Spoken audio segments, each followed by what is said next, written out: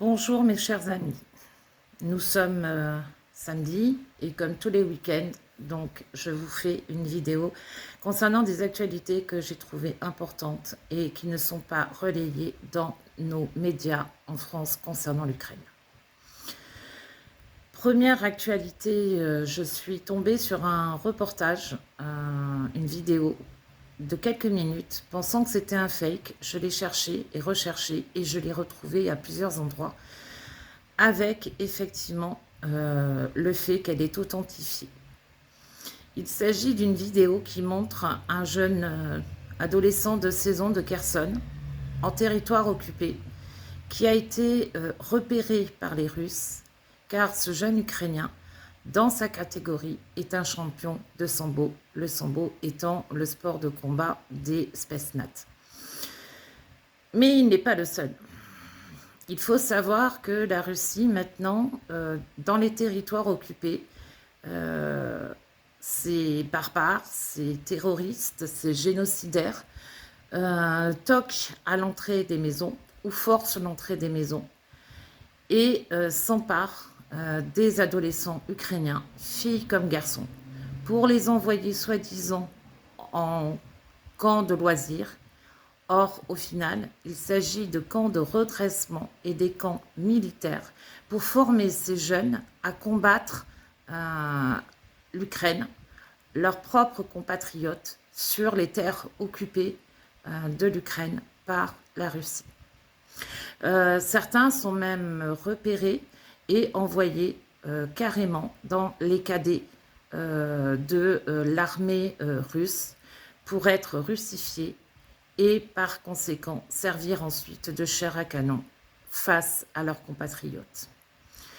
Nous assistons de facto à un crime de guerre et à une preuve supplémentaire que la Russie ne veut pas la paix, que la Russie est en train de tout faire pour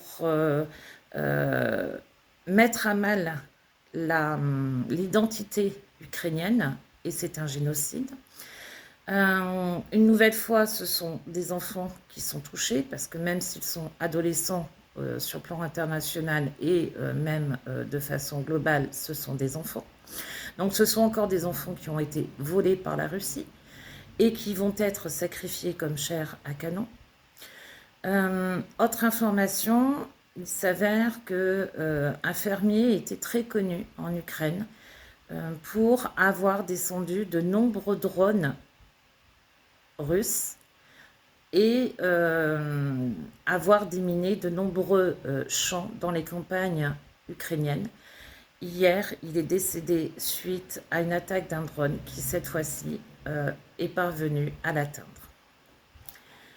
Je souhaiterais également aborder avec vous la question de la résistance, parce qu'on ne vous en parle pas dans les médias. On nous parle des civils qui sont bien évidemment, et comme toujours, les cibles, et cela a été encore le cas cette semaine, un peu partout en Ukraine, avec également des hôpitaux qui ont encore une fois été touchés. Ce mouvement de résistance, eh bien, il est dans tous les territoires occupés de l'Ukraine. Et il se manifeste comment? Il se manifeste par des sabotages, par une aide, bien évidemment, des résistants à l'armée ukrainienne, et également de façon symbolique, avec le collage d'autocollants un peu partout dans les lieux publics indiqué gloire à l'Ukraine, Heroyam Slava, donc gloire aux héros. Il faut savoir que ça paraît pas énorme de coller un autocollant sur un lieu public. Attention, nous avons affaire à la Russie génocidaire et terroriste. Nous voyons déjà comment Poutine se comporte avec son propre peuple. Imaginez comment peut se comporter la police et la milice russe dans les territoires occupés lorsqu'ils prennent en flagrant délit une personne qui colle ce genre d'autocollant. C'est un clin d'œil important pour moi de parler de la résistance. Parce que dans toutes les guerres, nous avons des soldats qui se battent, nous avons des civils à l'arrière du front qui sont là aussi en logistique et des associations aussi qui sont là dans la logistique avec des civils qui interviennent. Cette semaine, c'était justement hier la journée internationale des bénévoles. Et je leur tire mon chapeau à tous ces bénévoles qui aident l'Ukraine, toutes ces personnes qui, de près ou de loin, que ce soit en Ukraine, mais que ce soit également à l'international, aident l'Ukraine. Ensuite, vous avez donc cette fameuse résistance dans les territoires occupés. On en parle peu dans nos médias et il me paraissait important de vous dire qu'elle existe, qu'elle est bien là, même si peu d'informations filtrent sur cette résistance. Et quelque part, c'est normal puisque ça la protège. Alors, compte tenu que je ne donne pas de nom, que je ne donne pas de ville, bien évidemment, moi aussi, je contribue à protéger cette résistance. Et enfin, revenons un petit peu à nos élus, à tout ce qui se passe.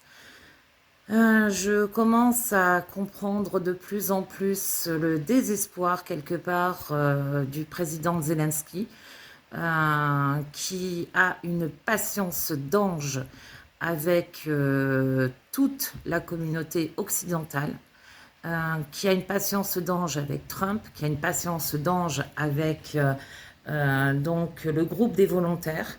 Nous sommes toujours dans du blabla.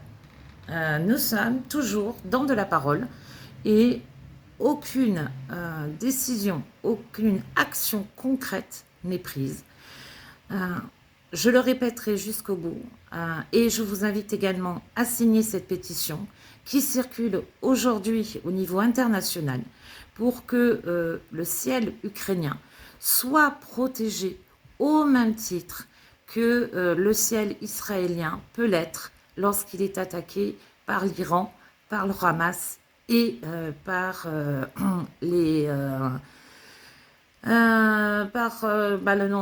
Houthis. Voilà. Donc, il serait temps, une fois de plus, que nous fermions ce ciel. D'autant plus qu'il n'y a aucune réponse internationale non plus sur les... Alors, comment je vais dire ça